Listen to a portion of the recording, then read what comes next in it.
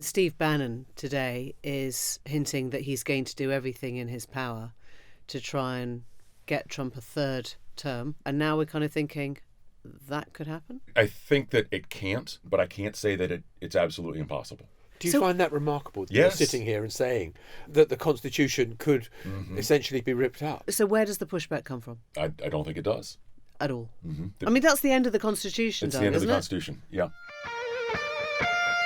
The Newsagents USA. Before you watch today's episode, we want to remind you that tickets are on sale for the Newsagents live shows with HSBC UK. We're kicking off our tour at the Birmingham Symphony Hall on February the 17th. Then we're off to the Bridgewater Hall in Manchester the following week on the 24th. And finally, the Usher Hall in Edinburgh on March the 11th. Head over to Global Player to get your tickets for any of these dates. The link will be in the description below. And we're very excited to see you there.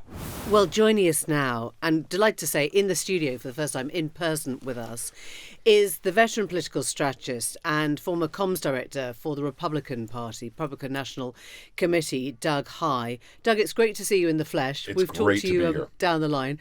And I feel like we need an interpreter right now. So do we. Oh, right. There are, in Washington right now, certainly that's true here in London as well, and everywhere, there's still more questions than answers. And my guess is that's going to continue for the foreseeable future. We've had 3 or 4 really fast weeks where there's been a whole lot happening, a lot in directions that people weren't necessarily anticipating. Some of this are things that Donald Trump campaigned on. A lot of them weren't. And so we're still trying to figure out what the lay of the land is, where Congress will acquiesce, where it won't, if it won't, and what those things will be. Let me ask you a simpler question. Who's in charge when it comes to foreign policy? Because we've seen the brief slightly split off in terms of General Kellogg was in Munich, Trump's calling the shots from the White House, Rubio's now in Riyadh with Russia's Sergei Lavrov. I mean, do any of the smaller players matter? Or are they irrelevant until it goes back to Trump? They are all very relevant, but it all goes back to Trump. So we saw the other day Pete Hegseth sort of got over his skates a little bit. Yeah. Donald Trump made him walk it back. That typically doesn't happen in a lot of administrations. Defense secretaries keep things pretty tightly buttoned up. This is not going to be a buttoned up administration, but ultimately, if you go astray of where Trump wants you to be, he'll let you know and you'll do something about it. And what about the role of Marco Rubio, who, as Emily says, is in Riyadh today, meeting with Sergei Lavrov, 4-hour meeting apparently that went well. So we're told in the sort of, useless language that comes out of these things. Is he doing anything before Donald Trump says what to do? Because, there was a history from the first administration of secretaries of state getting into a bit of trouble when they get ahead of Donald Trump. It's going to be that exact same situation. And look, Rubio is widely respected in Washington and liked. He passed with 99-0. So not even one Democrat doing a protest vote. This means the confirmation hearings. Yes. So, which was much more bipartisan than somebody like RFK Hegseth or Hegseth. Exactly. And completely bipartisan. Unanimous. There was one missing vote. But every Democrat who voted for Rubio. He is where Democrats feel, if not the most comfort, the least amount of pain. But this is still very much Donald Trump's administration and foreign policy view, whatever the details are that'll be worked out later. And I'll give you a good example. Yesterday, I'm in London, so I had pints with my friend James Hooley, who worked at the British Embassy in Washington. He'll be the next ambassador to Cuba. To Cuba. And he showed me the picture of he and the king from the other day. I have to say, that is something we don't get in the United States. And I floated an idea by him. It's Donald Trump's administration. And if you are Donald Trump, you love big, beautiful things. And you like hotel and resort land, right? Palestine, let's think about for a second. Well, what better than 90 miles south of Miami or Key West, Cuba? So Donald Trump has put Cuba back on the terror watch list. So that's his negotiating tool right there, first and foremost. So you could go to Donald Trump if you're, his son-in-law or somebody else, not Marco, and say you can be the one that can fully open up Cuba. You can do what Barack Obama talked about doing but never did. Oh, and by the way, who's going to have the first right of refusal at real estate in Cuba with a big capital golden T. Why doesn't he do that to Guantanamo? I mean, he could just do that to the other half of the island that America is already there. He could, but also if you're Donald Trump, you sort of enjoy having people who've challenged you suffer. So you make the Cuban American, Florida Republican implement opening up Cuba. So why would he not do that? So Doug, I'm fascinated by the point you've just made, because it kind of goes to the heart of, I think, what is the question that Europe is wrestling with, which is Donald Trump just a transactional president? Okay, Cuba, yeah, I could see real estate there. I could see a Trump tower there. I could see all of that. And so he doesn't really care about what the regime is in Cuba. It's whether he can develop property and see, capitalism flourish for American companies. Or is he an ideologue? Because you listen to the speech that J.D. Vance made in Munich at the weekend, and it sounded like we don't like Europe, and we don't much like liberal democracy either. And frankly, at times we've got more in common with the Russians, who are kind of, in their own way. And you've heard Tucker Carlson on this as well. We like them more with their values than we do the liberal Democrats in Europe. Yeah. Well, one, Donald Trump is very transactional. I think we all know that. But I go back to a story. I don't know if it's true or not, but it's certainly apocryphal if it's not true. That John Kasich, the former governor of Ohio, told that he got a call. Donald Trump is interested in having you be the vice president nominee. And he goes, okay, well, what would I be in charge of? Foreign and domestic policy. What would Donald Trump do? Oh, he'd make America great again. So Trump doesn't necessarily care about those details per se. J.D. Vance is very much of an ideologue and a changed one. He's not necessarily the same guy who wrote the book a few years ago. But Trump is also viewing a Europe that is in a very difficult place. And as we have the conversation in America about what are Democrats, it's a very similar conversation. What is Europe? Right? Where is the UK in regards to Europe? Obviously is a big question. That Brexit passed, and I landed at Heathrow the morning after the Brexit vote. I remember the atmosphere in London, very similar to when Donald Trump won, of people not said, I can't believe this happened, but how could this have happened? Who's the leader of Europe? What does European energy mean? And as we look at AI and the surge of energy that's going to require, does Europe get left behind? And I think that Vance is making very much the bet that Europe could be left behind.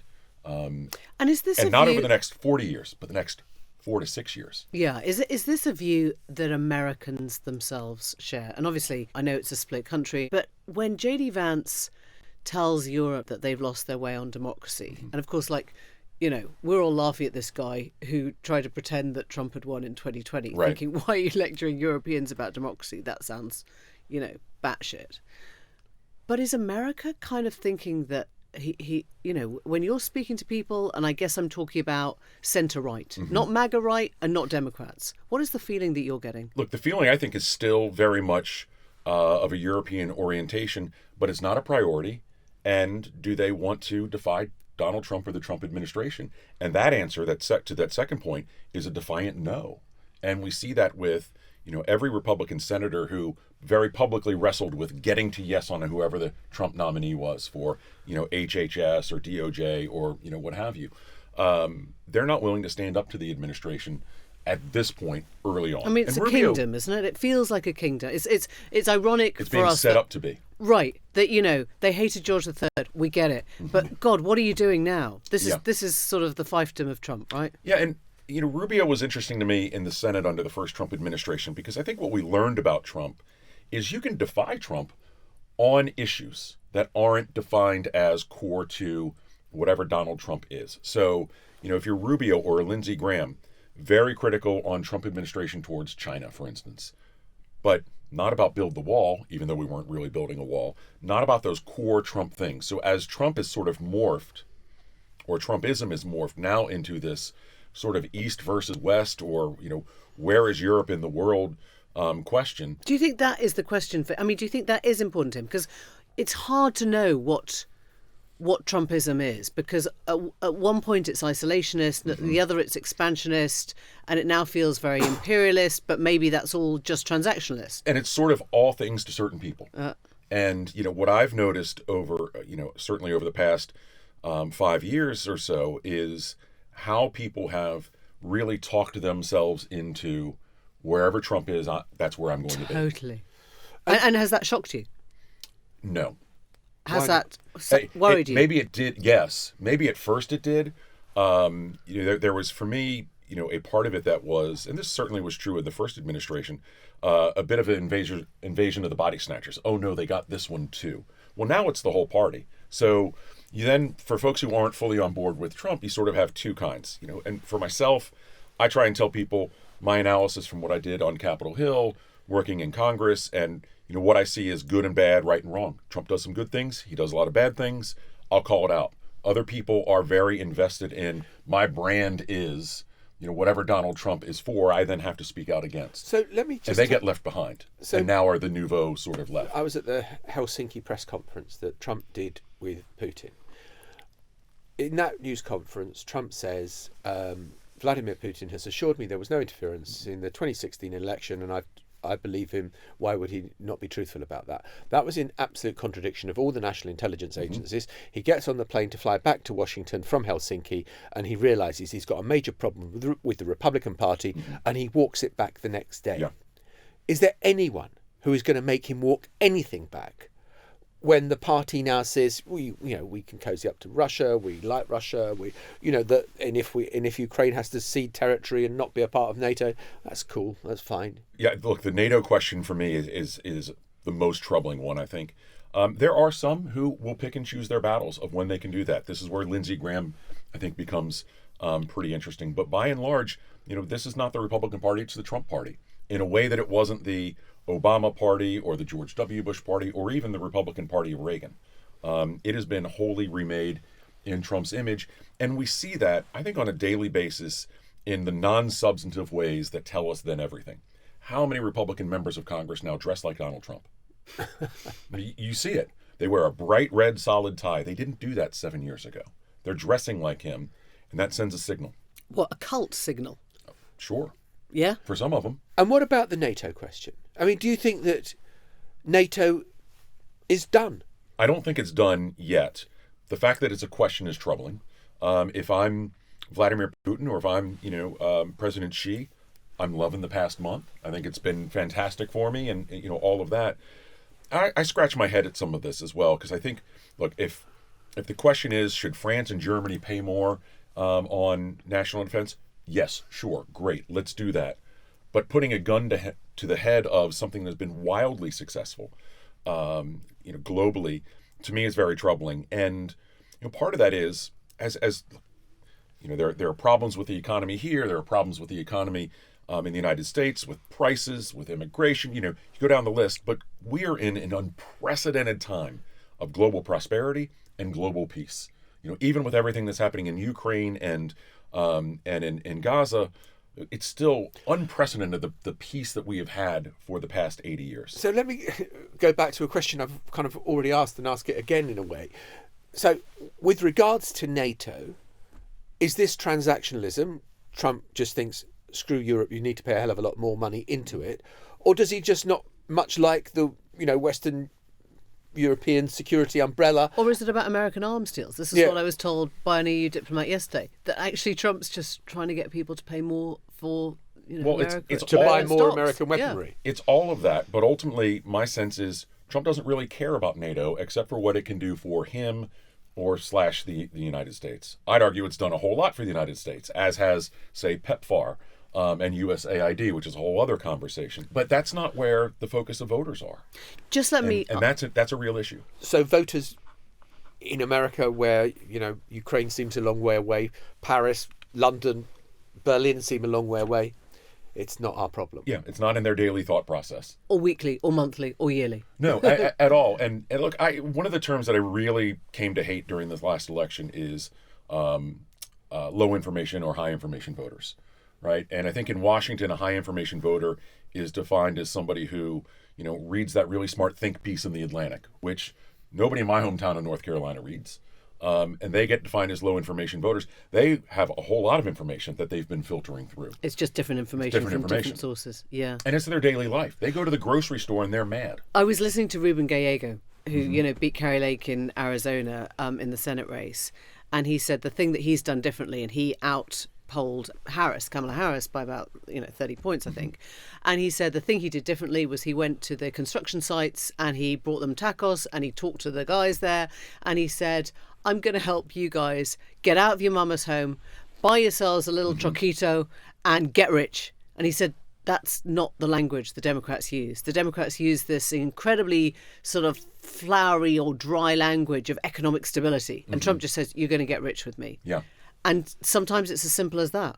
It is. And, I chuckled the other day. I was on Capitol Hill. I was walking down the street and I saw somebody wearing one of the Harris Walls camouflage hats.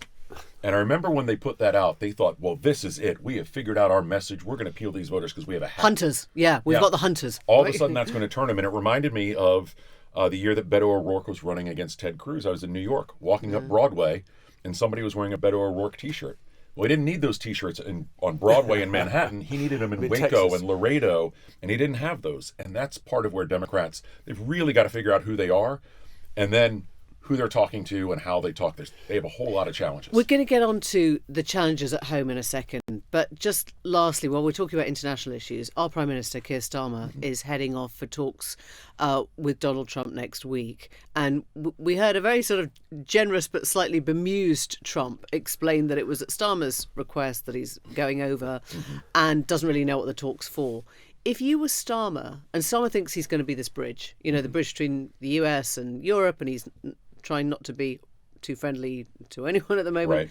I mean, how would you be playing it, and does it make any difference? I think it does make a difference. How he plays it, I'm not sure. And also, there's a brand new ambassador in Washington now. Karen Pierce she's just returned home. She did a great job, by the way, and was very, very well liked. So there's a lot of anticipation for the new ambassador as well. And it's going to start very quick with Starmer coming in with the meetings with Trump. How this all plays out, I don't know. He certainly had a kinship with Boris. I think some of that was overplayed. The hair, all of that people say, well, look, they're so alike. I didn't think they were all that alike, but they had a kinship, and they certainly were strong communicators in a way that obviously Liz Truss, who keeps popping up in Washington all the time, certainly wasn't. Starmer's a different breed, and obviously you don't have that Tory-Republican relationship. So my guess is it's going to be strained, and Donald Trump is going to be looking for sort of the personal niceties. You think of how much Donald Trump says, whether it was when he was running for president the first time or serving as president, that person's nice to me. Why would Vladimir lie to me? He was so nice to me. Or what a nasty lady. We heard a lot. Yeah. Didn't we? Macron threw a parade for him, essentially. Oh, I love that guy. So that's part of what Trump is going to react to. Policy details, I don't even think are in his real thought process. What's the position now with Peter Mandelson, the new ambassador?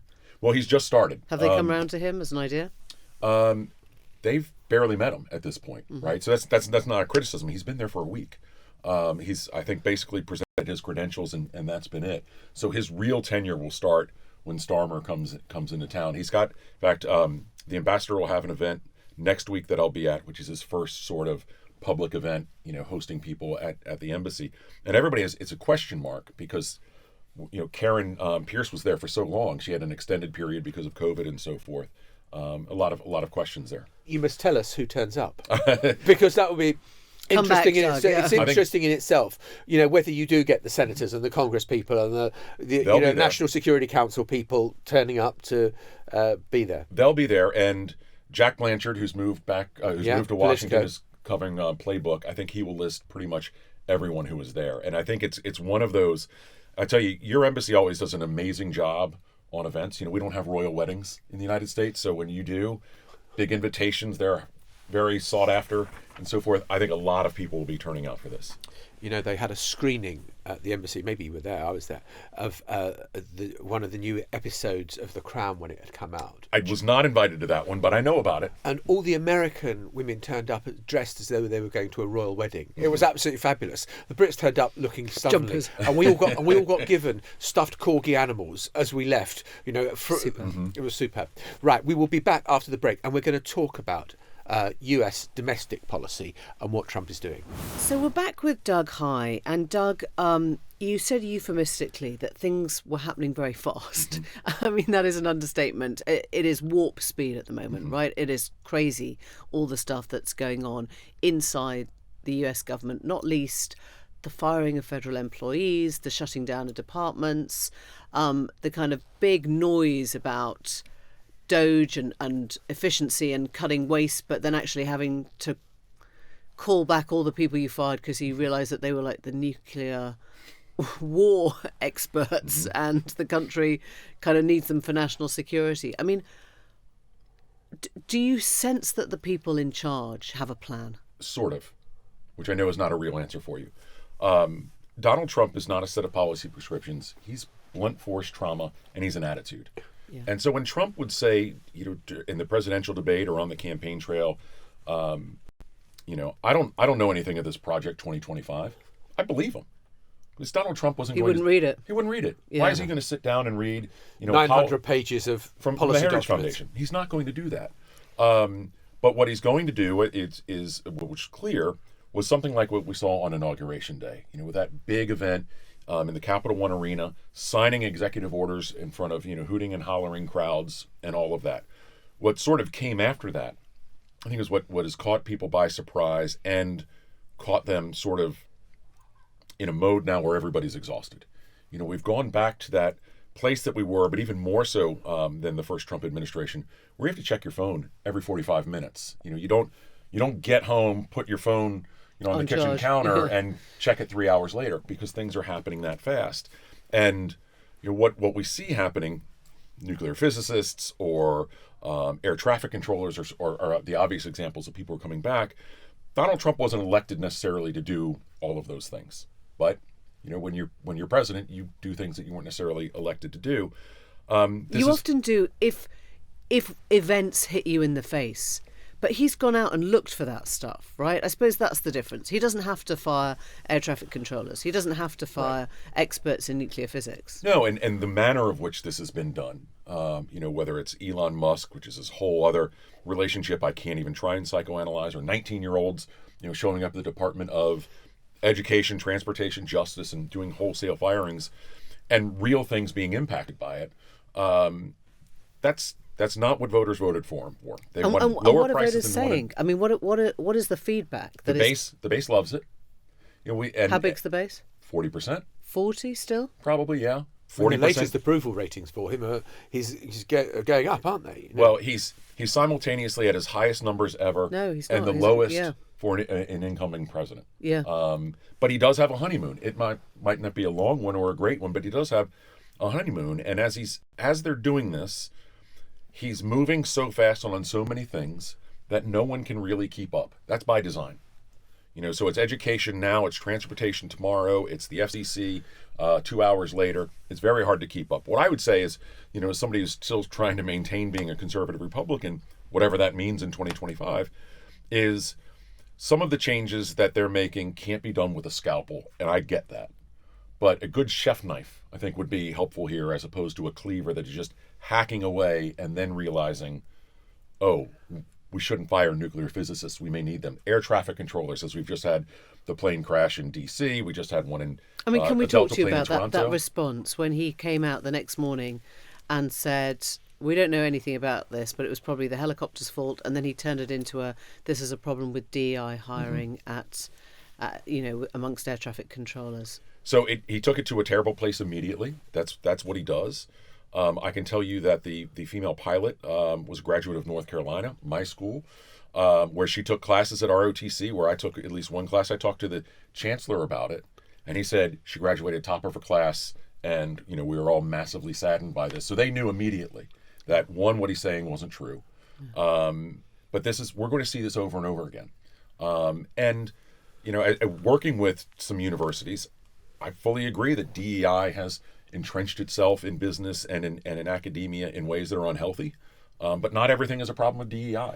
But if everything is a problem of DEI and you define it by that, maybe don't nominate Herschel Walker to be an ambassador. It'd be easy for Democrats to say, well, he's not a DEI hire. But this is where Trump is going to go. And I'm surprised in a way that the issue he's a loyalty hire, isn't he? I mean, he's a man who's failed on every front and yet is still in Trump's circle because he's loyal. Until the loyalty runs out. And, I sort of laugh seeing so many Republicans constantly always trying to gain points with Donald Trump. Donald Trump doesn't give points. He only takes them away one at a time. Ask Reince Priebus. He was the chief of staff and then was told, "Oh, you don't have a ride back. You have to wait here on the tarmac." Yeah. That happens a lot. You're talking about how Donald Trump is going so fast, so far, on so many fronts right now. He has posted on Truth Social where people have raised questions about the constitutionality, the legality of some of the things that have been done in his name by Elon Musk in particular. And he's posted, "He who saves his country does not violate any law." Yeah. Now that is a pretty tendentious It's a wide comment. old net, that, isn't Yeah, it? exactly. What do you as a conservative Republican, Yeah. as you still describe yourself as, think of that? Well, Richard Nixon said when the president does it, it's not illegal. Yeah. And that should not have been true.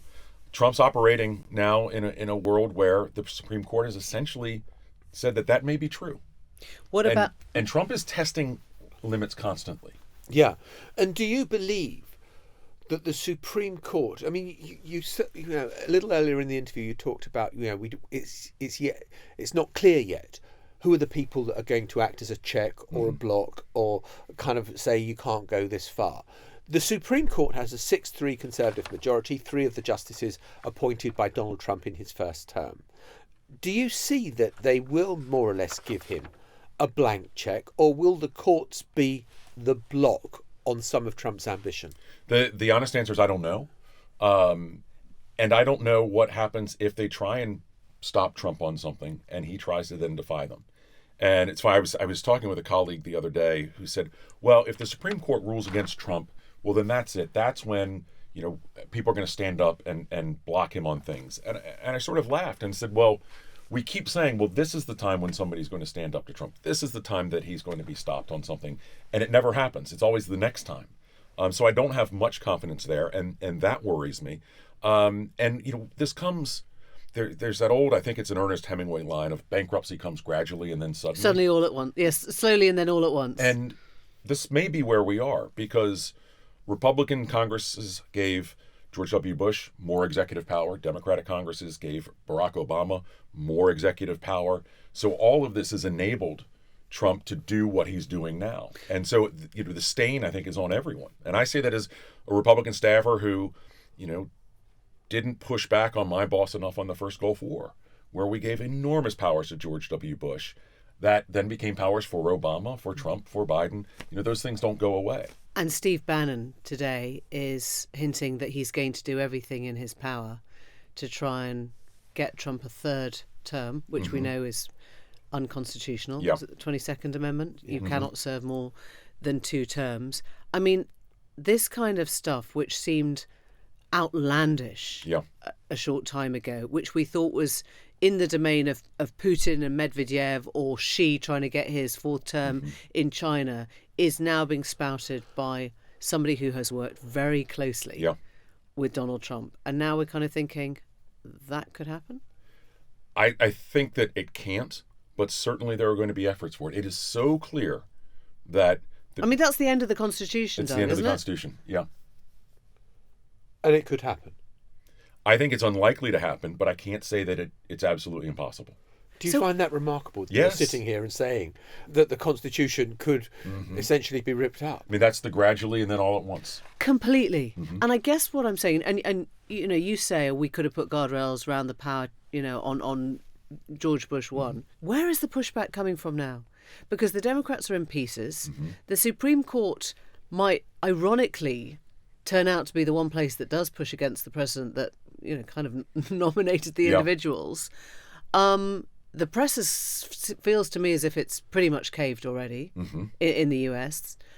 I mean, where does... And the Republican Party's gone. Right. So where does the pushback come from? I don't think it does. At all.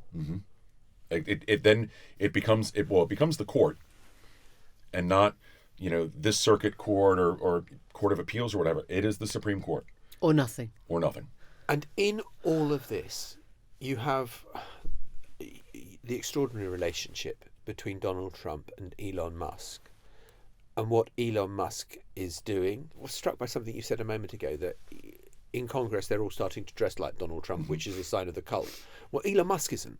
Right. I mean, Elon Musk is in the Oval Office wearing kind of, looking like a tech bro. Well, he's wearing a toddler.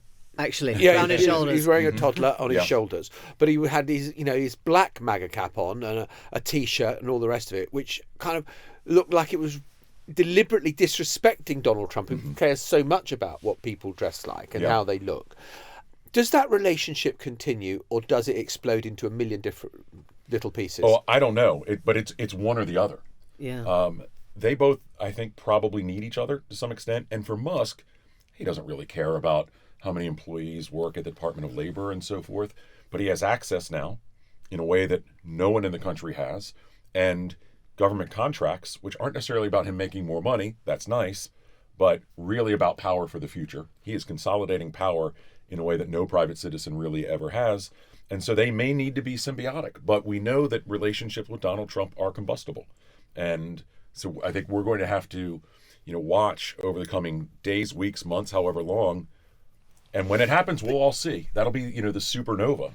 And what the fallout may be, I'm not smart enough to know, but that possibility is sure there. But Doug, you kind of to Emily's question a moment ago about the 22nd Amendment and Steve Bannon trying to get Trump a third term, and you're saying, well, unlikely, but kind of, let's see what happens. We're also seeing Musk playing a role which is beyond any individual I have ever seen or witnessed in terms of the power that he has accrued, the lack of accountability, and the fact that he has no electoral mandate whatsoever other than Donald Trump has said, yeah, go make hay. Mm-hmm. I mean, this is unbelievable. This is, again, a test of the U.S. Constitution, isn't it? It is, and it's where I think Democrats should be smarter. Democrats, when they try and push back on this, they keep talking about how Elon Musk is, not an elected official. Well, neither is everybody else who works in government that aren't the, 536 basically senators, members of Congress, and president. That's not where you should go.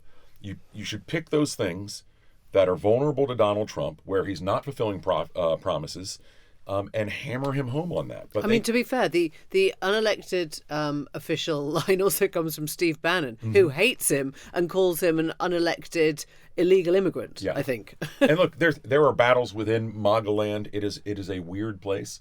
But Musk is reigning supreme and inside the government, and Bannon's outside of it. Right, so there's sort of MAGA government and there's MAGA world, and they're two different things. There's Disney and there's Epcot, sort of, if that makes sense. I don't know, or Euro Disney, I don't know. Makes perfect sense. I think we should be ending with Marvel, but yeah. Doug Heye, that was incredible to talk to you. Thank you so much. Great to be with you. Thank you so much. Thank you. The Newsagents USA.